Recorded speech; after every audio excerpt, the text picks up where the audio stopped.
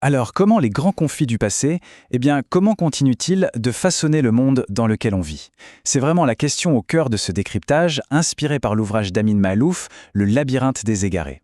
On va tenter de comprendre les racines historiques des tensions actuelles entre l'Occident et ses grands adversaires. Cette phrase de Faulkner, elle est parfaite pour commencer. Le passé ne meurt jamais, il n'est même pas passé. Et c'est exactement ça. Les tensions géopolitiques actuelles ne surgissent pas de nulle part, loin de là. En fait, elles sont les échos de confrontations très profondes, de traumatismes, d'ambitions qui ont des racines qui remontent à des siècles. Au fond, la thèse de Maalouf est assez simple, mais elle est redoutablement puissante. L'idée, c'est que pendant plus de 400 ans, l'Europe de l'Ouest a bâti une puissance mondiale sans équivalent. Alors la question, c'est comment est-ce que ça s'est passé? C'est ce qu'on va voir tout de suite. Ce qu'on voit ici, c'est un tournant absolument décisif dans l'histoire. Il faut s'imaginer, au XVe siècle, la Chine des Ming est la première puissance mondiale.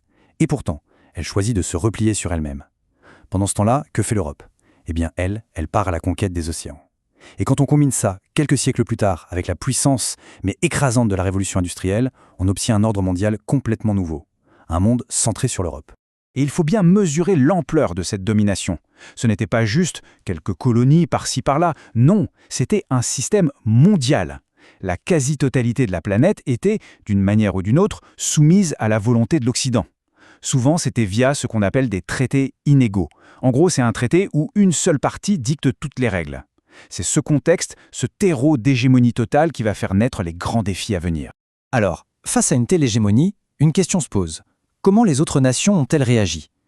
Eh bien, le premier grand adversaire qu'on va examiner, le Japon, a fait un choix radicalement différent. Un choix qui a pris tout le monde par surprise et qui a changé la donne en Asie. Ce qui est fascinant avec le Japon, c'est la vitesse de sa transformation. C'est fulgurant.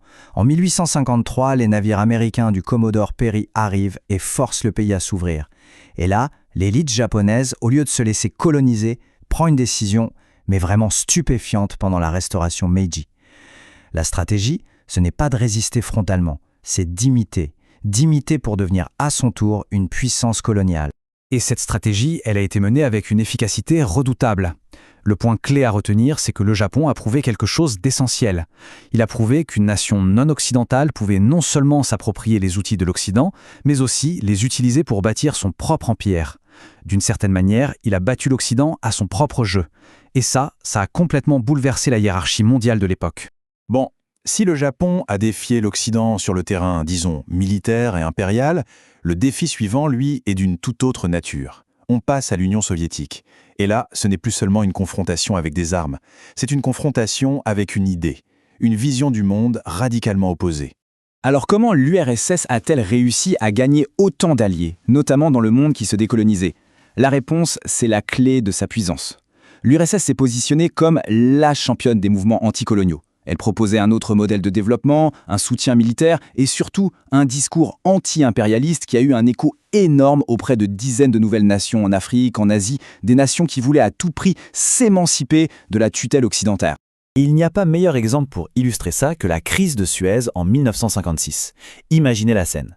La France et la Grande-Bretagne envahissent l'Égypte. Et là, le dirigeant soviétique de l'époque, Bulganine, menace ouvertement d'utiliser des missiles.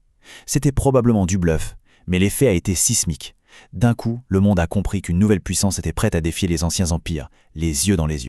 Et ça, c'est vraiment le moment décisif.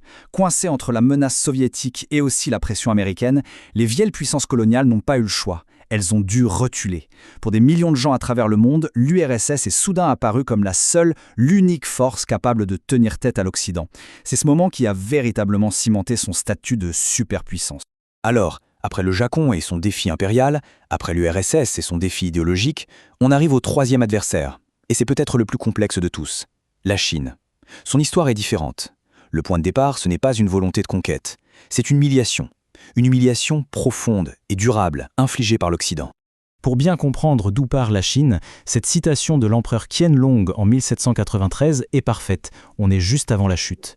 Il dit en substance que son empire céleste a tout en abondance et n'a aucun besoin des produits des barbares extérieurs. C'est une confiance en soi absolue. La Chine se voit comme le centre de l'univers. Et c'est juste avant que tout bascule, de la manière la plus brutale qui soit. Et la chute, la voilà.